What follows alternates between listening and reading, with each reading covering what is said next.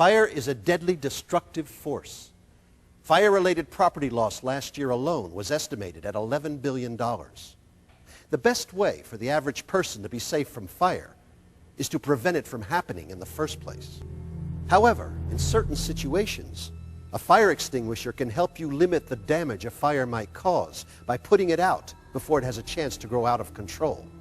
Fire extinguishers are your first defense against fire.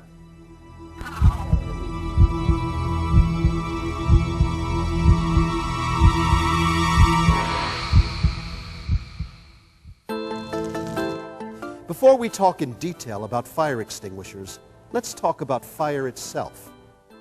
You can think of fire as a three-part chemical reaction, or a triangle. The base of the triangle is fuel. Fires need some material to burn.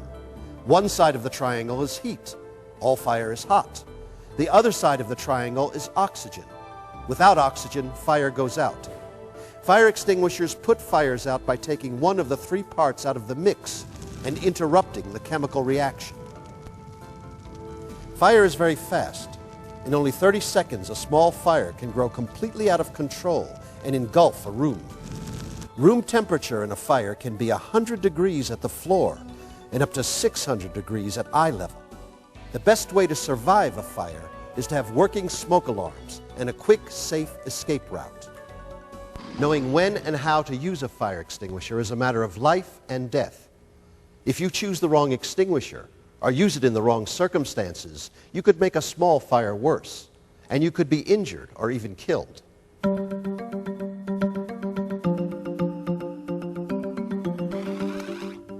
No two fires are just alike. Fires burn, spread, and are extinguished depending on what is burning. Fires are separated into classes depending on what is burning, and fire extinguishers are designed to put out only a certain class or classes of fire. The classes of fire are A, B, C, D, and K. Class A fires are those in materials like wood, paper, trash, cloth, and other ordinary combustibles.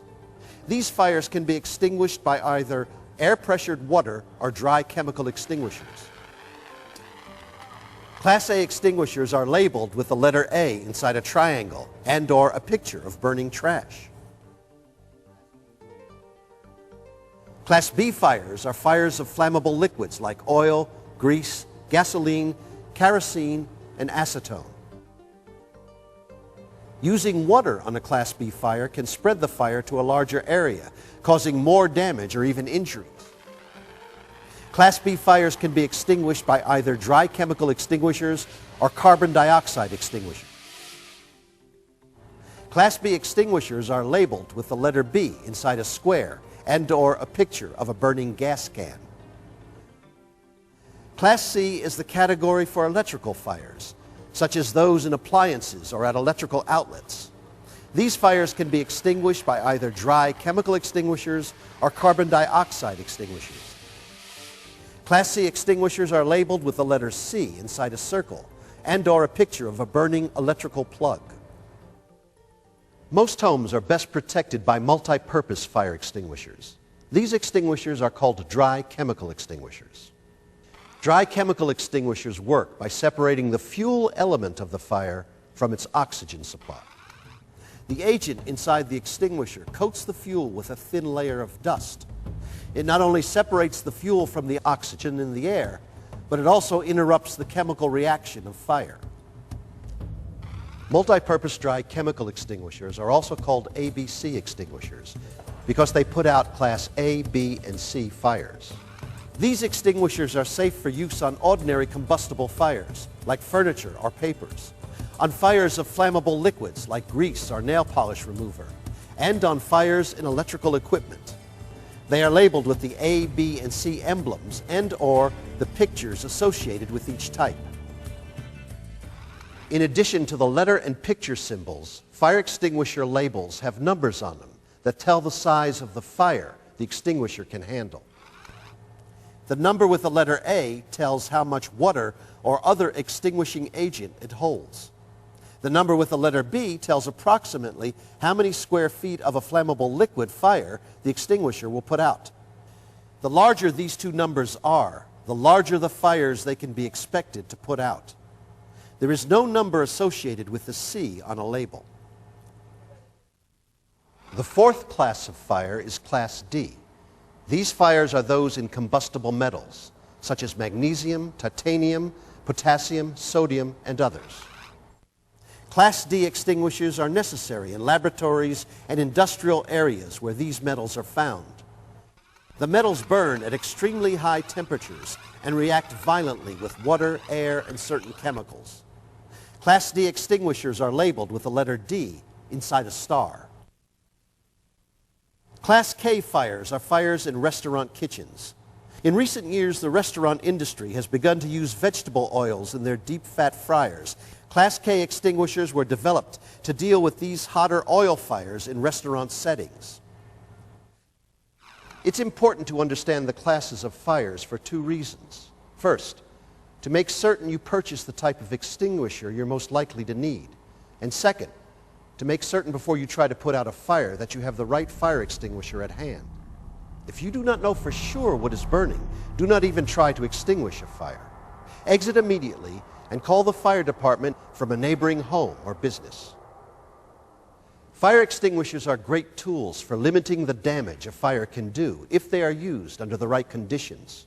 If you think you can fight a fire safely, go ahead and give the extinguisher a try.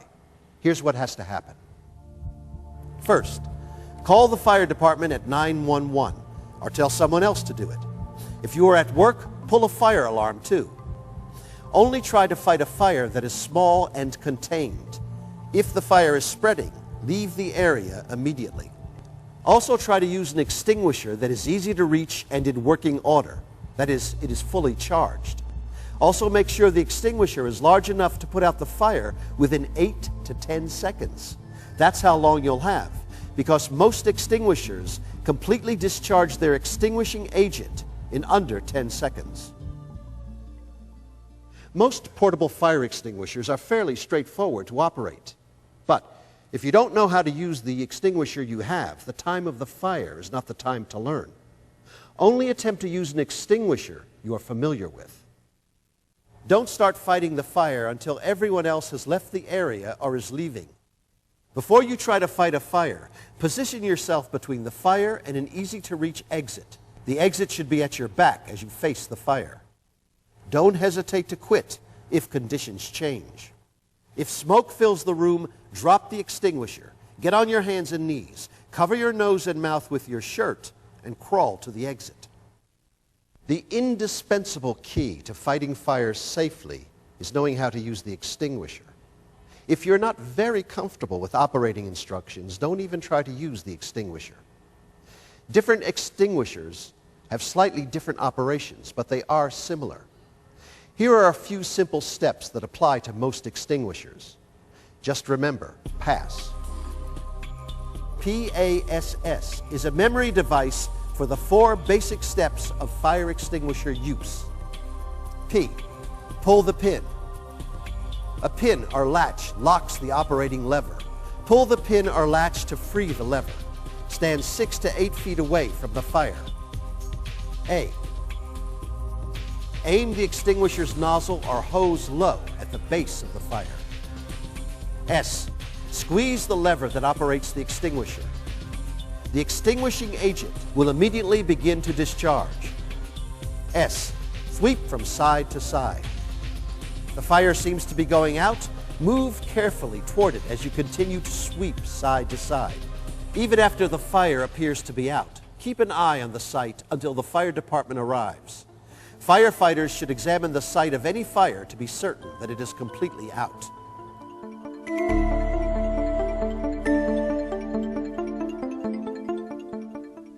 At home, you should have a fire extinguisher in the kitchen, the basement, the garage, and the workshop.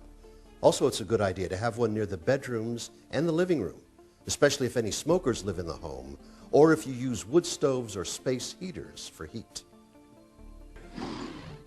In your home, install fire extinguishers 3 to 5 feet off the ground, where adults can easily see and reach them.